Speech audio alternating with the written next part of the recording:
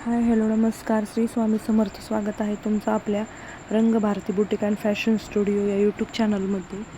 तर आता आपण पाहणार आहोत जे की मला माझ्या माहेरी म्हणजे अहिल्यानगरला माझ्या मुलीसाठी तेजूसाठी मला लेहंगा स्टिच करायचा आहे. तर ती एक साडी आहे जी की माझ्याकडं आहे. तर त्याच साडीचा मी लेहंगा स्टिच करत आहे. घरभरणी आहे भावाची आणि आईची. तिथे मला लेहंगा स्टिच करायचा आहे कार्यक्रमासाठी. तर तोच लेहंगा मी आता स्टिच करायला घेतलेला आहे. तर बॅक आणि फ्रंट पार्ट दोन्ही बनवले आहे. वरलॉकची मशीन पण नवीन आणल्यामुळं वरलॉकच्या मशीनचा पण खूप सारा फायदा होत आहे. ओव्हरलॅपची मशीनचा.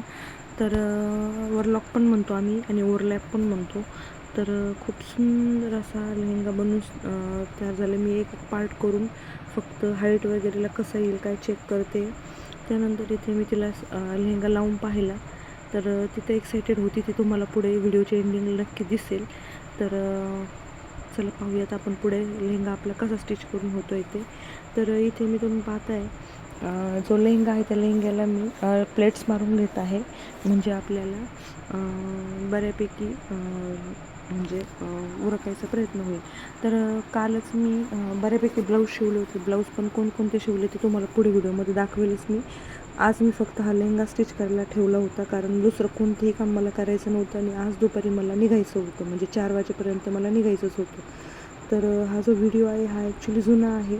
तर काही कारणामुळे मी व्हिडिओ काही टाकले नाही, कारण मला खूप सारा कामाचा लोड होता आणि संध्याकाळी घरी उशिरा आल्यानंतर मला अजिबात वेळ मिळत नव्हता. स्वयंपाक वगैरे करून झाल्यानंतर खूप सारं काम असायचं, त्यामुळे मला अजिबात वेळ मिळत नव्हता एडिटिंगला.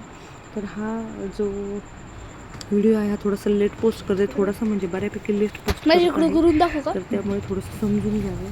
आणि तिचा लेहंगा कसा स्टिच करून होतो हे तुमच्याशी मी नक्की शेअर करते पुढे. तर चला पाहूयात आपण.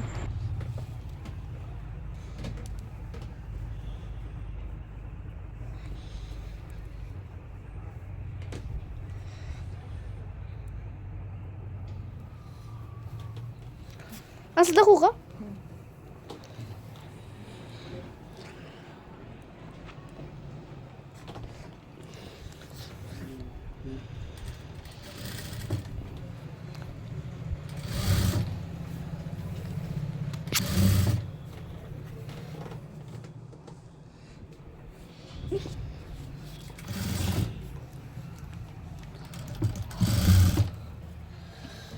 बस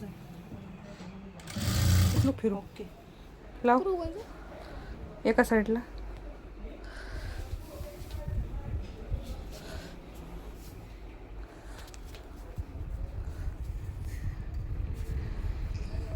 साईडचं दाखव.